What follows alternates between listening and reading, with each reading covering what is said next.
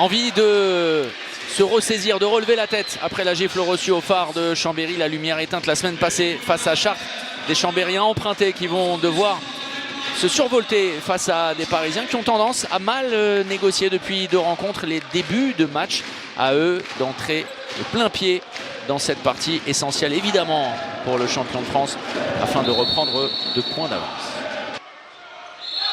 Et la première situation de supériorité numérique à gérer pour les Chambériens avec des espaces évidemment plus évidents à trouver, des intervalles à aller chercher pour Gustavo Rodriguez, pourquoi pas. C'est finalement très central. Oui, ça c'est très bien cette passe de renversement. Bloc, remise, Pessina, buteur.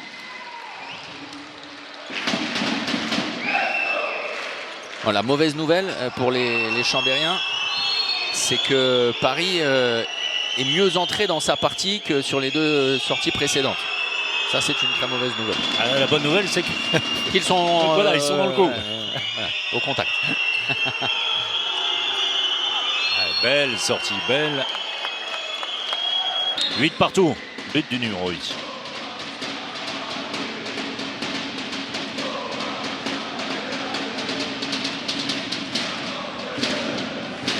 La machine parisienne n'est clairement pas encore ne tourne pas encore à plein régime. On peut s'en rendre compte parce que Chambéry joue bien également.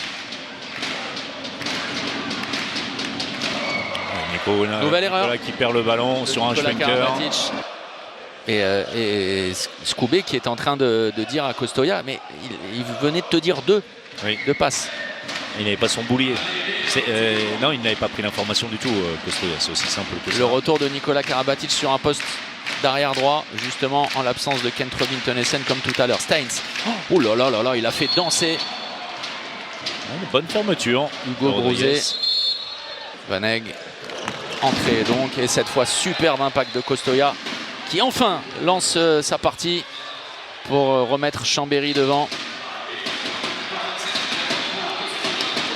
Paris n'en fait pas assez, vraiment, après 25 minutes. Une nouvelle fois, hein, ça souligne les difficultés lors des 30 premières minutes, c'est ce qu'on disait avec Thierry Omeyer tout à l'heure. Mais ça souligne aussi la bonne première période des Chambériens. Oui, qui a pris l'information, hein, qui s'est approché de la table, lui va se relever comme c'est son habitude, jauger le départ de l'action et puis intervenir pour annoncer une dernière attaque. Oui, mais d'ici là, il y a Elohim Prandi. Énorme, énorme Elohim Prandi.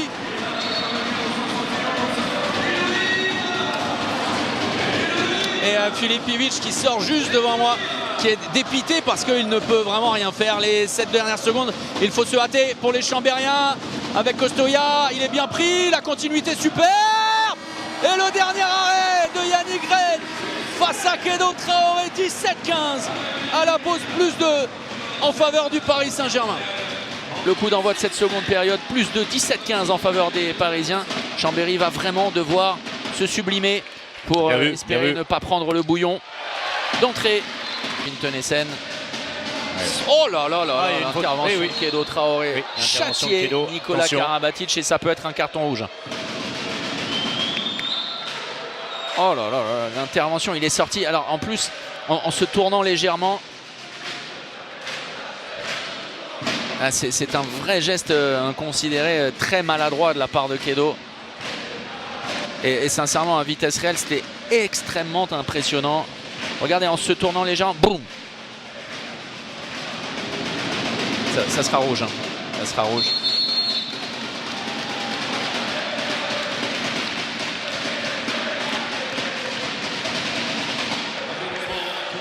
Elohim Prandi, la série de croisés, Teunissen hors secteur, la continuité intervalle au-dessus, impacto face à Filipovic de Luc Steins. Et l'air de rien, hein, c'est le plus gros écart depuis le début de la rencontre, cette séquence difficile. Oui, c'est le sentiment qu'on a, hein, que ça peut tourner vinaigre presque pour les Chambériens. Et il n'y a plus que 4 buts. Oui, et les Chambériens en supériorité numérique. Hein. Oui, bien sûr.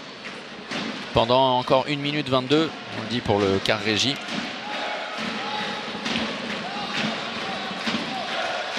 Steins qui est passé, le poison. Trop facilement. Oui, mais là, entre Yosso Gonileos et Pierre Paturel, il y a une incompréhension.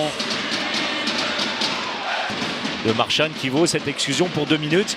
Si Chambéry veut renverser la table. Maintenant, cette défense qui va valoir très cher avec cette supériorité numérique, alors relative, parce que Andreas Palika est sorti et que les Parisiens sont à 6 joueurs de champ contre 6. Anctil qui a tenté le coup d'intox.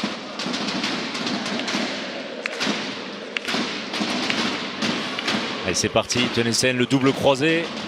Le bloc de Camille Sipchak, pas de solution, ça va repartir vers la gauche. Tout le monde est déplacé en tout cas.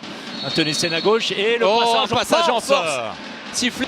Disons que ce sont des ballons qui coûtent cher. Hein. C'est un ballon pour revenir à un but en supériorité numérique, les Chambériens. Il ne faut pas se tromper. Gustavo Rodriguez, Koubé qui profite du bloc de Brouzé. Et derrière, remarquable. Gustavo Rodriguez. Il n'y a plus qu'un but d'écart. On vous le disait que l'espoir était permis. On vous avait raconté cette histoire de Toulouse qui avait tenu en échec Paris. Et si la team Chambé était capable de le faire également, ou voire même mieux, s'imposer contre toute attente après avoir été mené dans les grandes largeurs au retour des vestiaires, les Chambériens sont de retour.